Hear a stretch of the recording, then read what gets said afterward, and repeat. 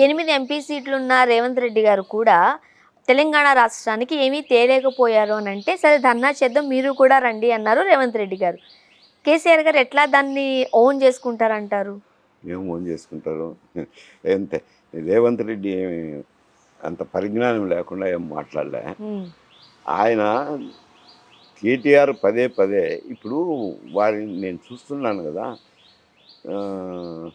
BRS తరపున మాట్లాడే వాళ్ళు అవి అధికారం పోయింది అనే తపనతో ఏదో వాళ్ళకు పర్మనెంట్గా ఉండే అధికారాన్ని వీళ్ళు ఏదో గుంజుకున్నారనే ధోరణిలో వారు సహించలేక మాట్లాడుతున్న మాటలే.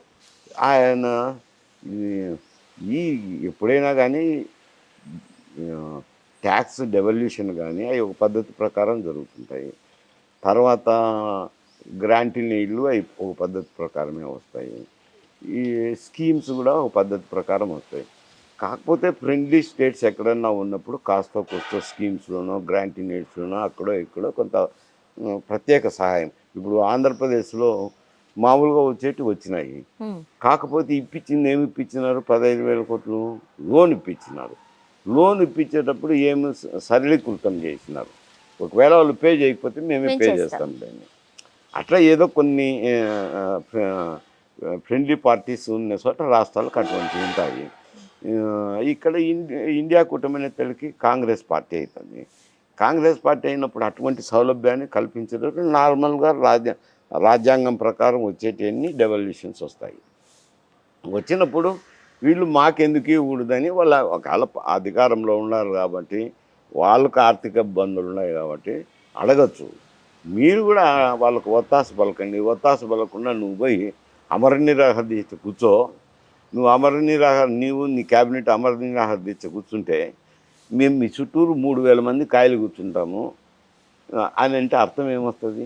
నిరాహార దీక్ష కూర్చున్నప్పుడు ఎవరైనా మంచిగా పద్ధతి కాదు, వద్దు అని చెప్తారు. ఎవరైనా చెప్తారు జనరల్గా, సహజంగా. కానీ మీరు కూర్చోండి మేము ఇస్తామంటే మీరు చావండి అని చెప్పడమే కదా. అంటే దాంట్లో ఏముంది? అక్కస్ అనేది కనపడుతుంది. మంచి కనపడడం లేదు అక్కసని. ఒకవేళ ఆయన మాట్లాడేటప్పుడు అందరం పోయి మనం నిరాహార దీక్ష కూర్చుందాం రండి అంటే అర్థం ఉంది. ఏది కేటీఆర్ గారు అనే మాటల్లో. అంటే అప్పుడు రాష్ట్రము, రాష్ట్ర ప్రయోజనాలు ఇవి ఉంటాయి. మాకు కూడా రాష్ట్రం మీద ఇంట్రెస్ట్ ఉంది, రాష్ట్ర ప్రయోజనాల మీద ఇంట్రెస్ట్ ఉంది. ప్రభుత్వాన్ని మీద ఒత్తిడి, కేంద్ర ప్రభుత్వం మీద ఒత్తిడి చేసేదానికి ఇద్దరం పోయి మనం నిరాహార దీక్ష చేస్తాం పదండి అని అంటే అది వేరే మీనింగ్ వస్తుంది. అంటే రాష్ట్ర ప్రయోజనాల కోసం పార్టీలకు అతీతంగా పోరాడొచ్చు అంటారు. అది వేరే మీనింగ్ వస్తుంది. కానీ మీరు కూర్చోండి మేము మీ చుట్టూరు కాయలు ఉంటామని అంటే కనుక అది అక్కస్తో మాట్లాడిన మాట అయితే.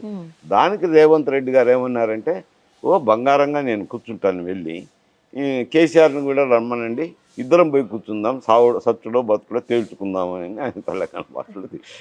అది ఈయన పోవాలి కదా. ఈయనప్పుడు పోతాడు? ఈయన పోయి నిరాహార దీక్ష బహిరంగంగా కూర్చొని ఏం చేస్తాడులేండి. ఇప్పుడు ఈ రోజు కూడా కవిత గారికి సంబంధించిన విచారణ జరిగింది. సో బయటకు వచ్చే అవకాశాలు ఏవైనా ఉన్నాయా? అట్లీస్ట్ బెయిల్ కూడా రావట్లేదు. ఇదే కేసులో చాలా మంది బెయిల్ తెచ్చుకున్నారు, బయట ఉన్నారు.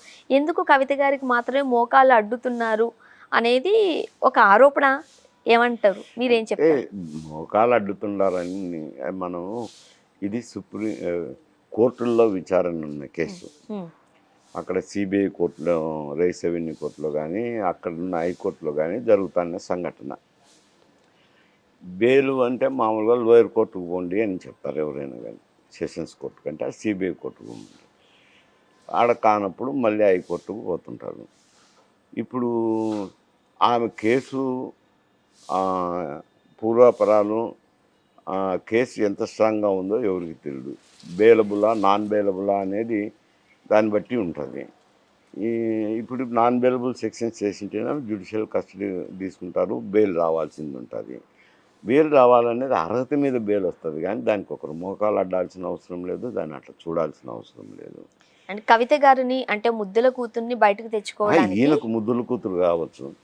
ఈయనకు ముద్దుల కూతురు అయినప్పుడు పార్లమెంట్కి పంపించినప్పుడు పార్లమెంట్లో ఇక్కడ ఈ రాష్ట్రానికి సంబంధించిన సమస్యలు లేవనెత్తడం కానీ, ఈ రాష్ట్ర అభివృద్ధికి కాంక్షిస్తూ అక్కడ కేంద్ర మంత్రులు కలవడం కానీ అటువంటి పనులు చేయాలి. కానీ ఆడ ఏదో లిక్కర్ అమ్మే స్కామ్లో పోయి లిక్కర్ అమ్మే దానికి ఇక్కడ నుంచి డబ్బులు వసూలు చేసి వీళ్ళకి పర్మిషన్స్ ఇప్పించి ఏమిటది.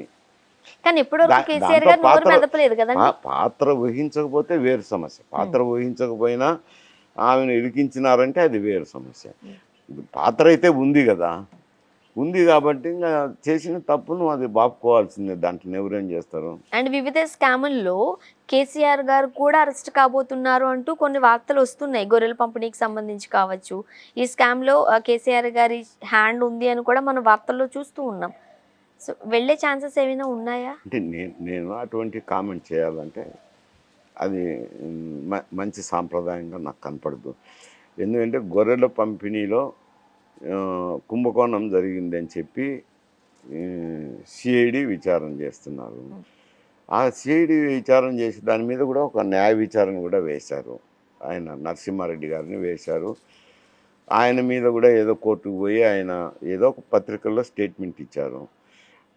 జరిగే ఇంతవరకు విచారణలో జరిగిన అంశాల గురించే ప్రస్తావించినారు, కానీ ఆయన పక్షపాతం వ్యవహరిస్తున్నారని చెప్పి సుప్రీంకోర్టుకు పోవడము, సుప్రీంకోర్టులో కూడా ఒక వ్యూ తీసుకున్నారులేండి. మీకు అంత అనుమానం ఉంటే ఎందుకు, జడ్జీలు లేకుండా ఉంటాయి కదా, మస్తుగా ఉంటారు కదా, ఇంకొక విశ్రాంతి జడ్జిని వేసుకొని విచారణ కంటిన్యూ చేయండి అన్నారు. విచారణ ఏం కొట్టివేయలేదు కదా, విచారణ మూత వేయలేదు, విచారణ ఏమో కంటిన్యూ చేసుకోమన్నారు. జడ్జిని కావాల్సి ఇంకొకరు వేసుకోండి, లేదు తప్పేముంది, వాళ్ళకు నమ్మకం లేనప్పుడు మీరు ఎందుకు కంటిన్యూ చేయడం అని అన్నారు. ఈయన కూడా రాజీనామా ఇచ్చినారు. వేరే జడ్జిని వేస్తారు, విచారణ జరుగుతుంది. విచారణ జరిగినప్పుడు ఏం ఫైండింగ్స్ వస్తాయో ఫైండింగ్స్ను బట్టి ఈయన మీద కేసులు ఉంటాయి. ఇప్పుడు కేసుల్లో నుండి బయటకు రావాలన్నా, లేకపోతే కవిత గారిని ఎట్టకేలకు జైల్లో నుంచి అట్లీస్ట్ బెయిల్ మీదైనా బయటకు తీసుకురావాలి అని అన్నా, బీఆర్ఎస్ను బీజేపీలో విలీనం చేయాల్సిందే అంటూ కొంతమంది మాట్లాడుతున్న మాటలు. మీ కామెంట్ అంటే ఈ ఏదో మరి అంటే నేను చెప్పడం దాంట్లో మీద బాగుండదు. అంటే చేసే అవకాశాలు ఉన్నాయా? అది కామెంట్ చేయడం బాగుండదు. జ్యుడిషియరీని బిల్లిటివ్ చేసినట్టయితే అది జ్యుడిషియరీ అనేది ప్రత్యేక అంగం. అది రాజకీయ పార్టీలకు అనుబంధ సంస్థ కాదు.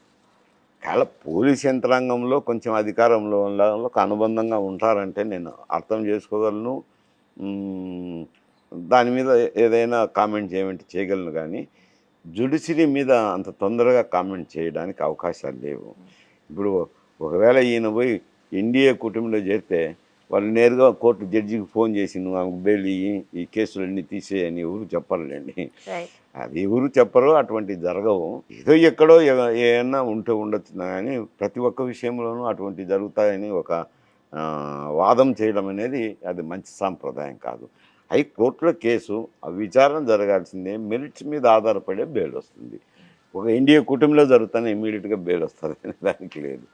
అది ఒక ప్రజల్లో ఉన్న థింకింగ్, అది దాని మీద కామెంట్ చేయలేము.